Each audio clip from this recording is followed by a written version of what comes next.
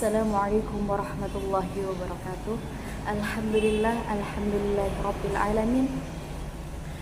Ya teman-teman, sekarang kita bertemu lagi dengan saya Vicky Setiawati. Di sini saya akan menjelaskan bab pernikahan.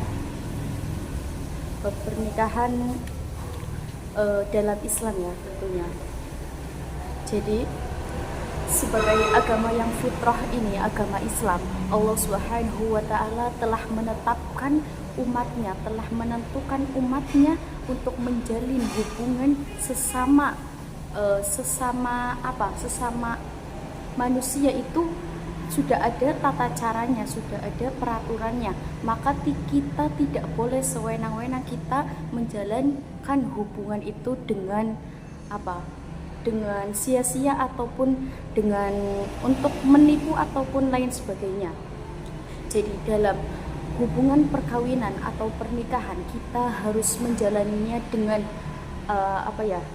dengan enjoy, dengan tenang, dengan harmonis, agar kita mendapatkan suatu keberkahan dari hubungan pernikahan tersebut.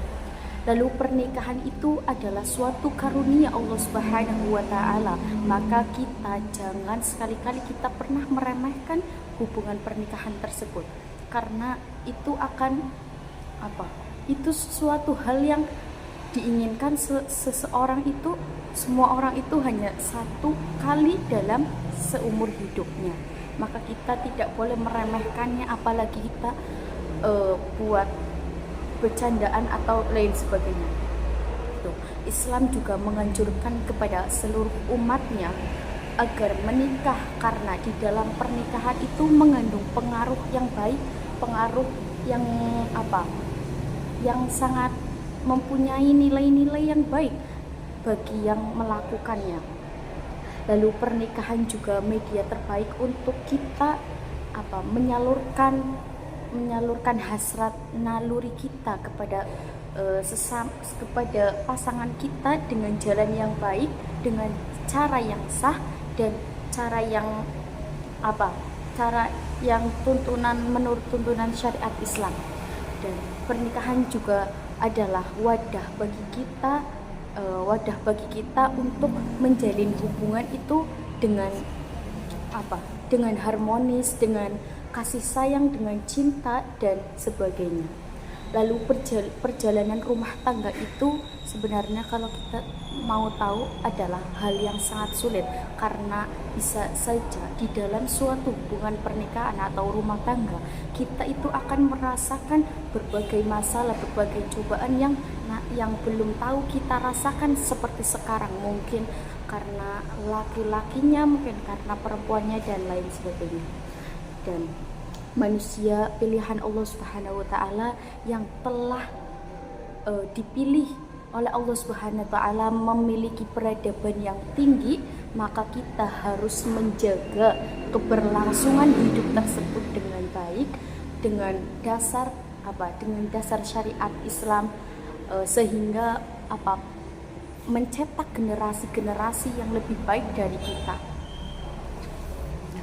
Lalu pada bab pernikahan ini ada beberapa hukum yang nantinya akan sinkronis, yang nantinya akan berhubungan dengan masalah pernikahan yang akan semua orang pasti alami. Ya, ada 5 hukum dalam hukum pernikahan ini, yaitu yang pertama yaitu mubah. Mubah itu ketika hukum mubah itu adalah hukum asal pernikahan ya.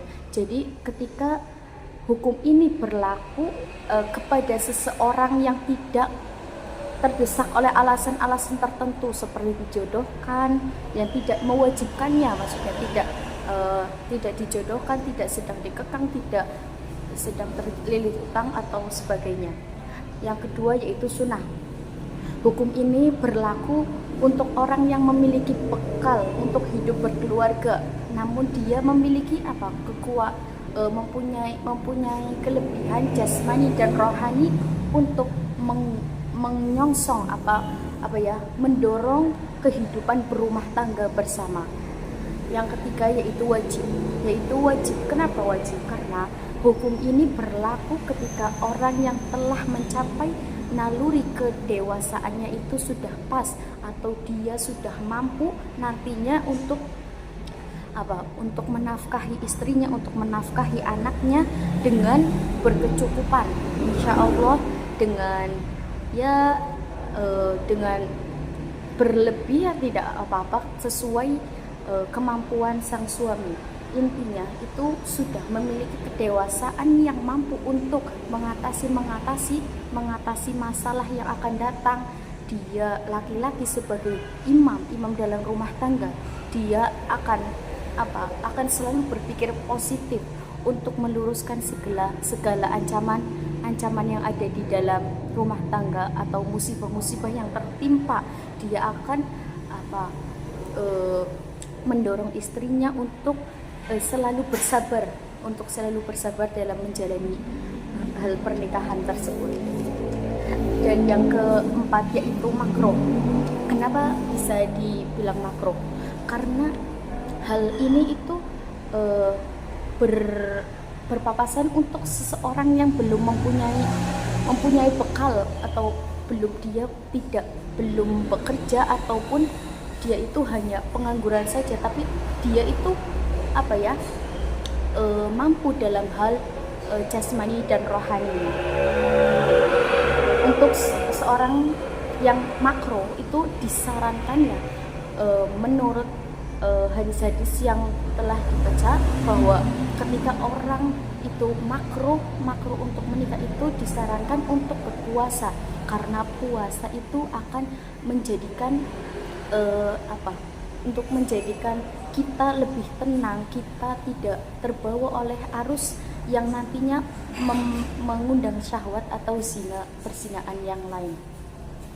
Dan yang kelima terakhir itu haram.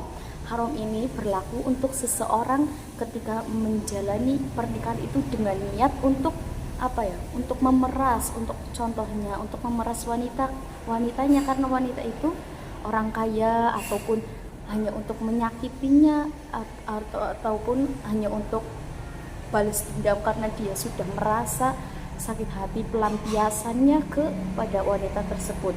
Atau biasanya nih laki-laki harus hanya suka mempermainkan saja, nanti lama-lama ditinggal. Nah, seperti itu.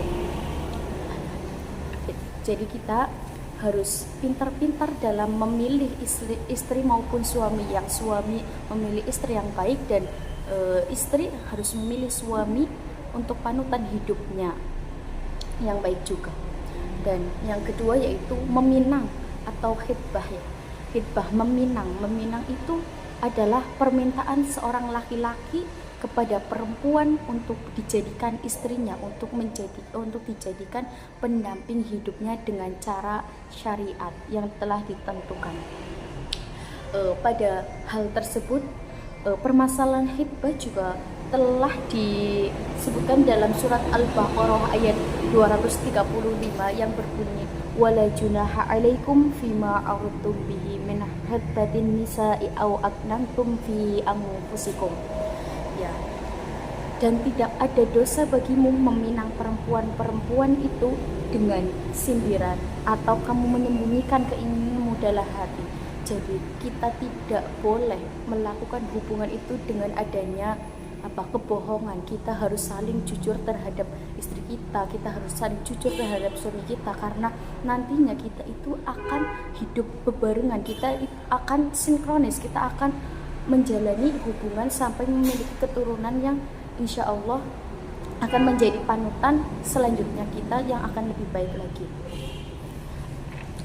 Lalu di dalam pernikahan juga dengan adanya ijab qabul dengan kata sah atau hal itu akan menjadikan kita dengan suami kita atau suami kita dengan kita itu sudah bisa melakukan apa saja, terkecuali tidak melakukan hal-hal yang melanggar. Dan ketika kita belum menikah, kita melihat wanita apa hal yang tidak senonoh itu juga termasuk maksiat. Tapi ketika kita sudah menikah, kita melihat istri kita melihat suami kita, pasti itu sudah apa yang dihitung sebagai pahala. Jadi kita harus pintar memilah-milih calon suami, kita harus pintar memilah-milih calon istri. Dan di dalam pernikahan, di dalam akad nikah juga disebutkan adanya apa yang diwajibkan, adanya barang-barang yang diberikan kepada pihak perempuan sebagai rasa menghargai wanita, karena laki-laki itu akan menikahi wanita tersebut untuk menjadi pendamping hidupnya. Karena pernikahan itu adalah suatu karunia yang besar yang telah diberikan Allah Subhanahu wa taala untuk kita orang-orang yang terpilih untuk menjalankan hubungan dengan dengan berpasang-pasangan, dengan pasangan yang selayaknya kita dapatkan. Maka Allah itu pernah berfirman bahwa dalam surat An-Nahl ayat 27, wallahu ja'ala lakum min anfusikum azwajan wa ja'ala lakum min azwajikum banina wa hafatan wa razaqakum minat thayyibat afabil batili yu'minuna wa bi ni'matillahi hum yakfurun. Dan Allah menjadikan bagimu pasangan suami istri dari jenis kamu yang berbeda-beda sendiri, yang menjadikan anak dan cucu bagimu dan pasanganmu itu, serta memberimu rezeki dari yang baik. Mengapa mereka beriman kepada yang batil dan mengingkari nikmat Allah? Jadi salah satu tujuan kita menikah itu ingin mempunyai keturunan yang baik untuk kita berdua, lalu menjadikannya, kita mendidiknya dengan proses yang pastinya cukup lama, cukup sabar, untuk menjadikan keturunan kita itu menjadi orang yang bermanfaat bagi agama, nusa dan bangsa. Maka dari itu mulailah dari sekarang kita harus memikirkan bagaimana nantinya kita akan melakukan suatu hubungan pernikahan itu dengan mantap, dengan pikiran yang dewasa, dengan perilaku yang dewasa juga, yang ketika kita menghadapi masalah itu tidak hanya kita ribut atau kita jalani, kita usahakan untuk bisa memecahkan masalah tersebut kepada pasangan kita. Kita harus saling sinkron, kita harus saling mendukung kepada pasangan kita agar hidup kita dengan anak-anak kita pun saling berdamai atau saling bebarengan sampai nanti akhir hayat. Mungkin cukup sekian dari saya, kurang lebihnya mohon maaf. Assalamualaikum warahmatullahi wabarakatuh.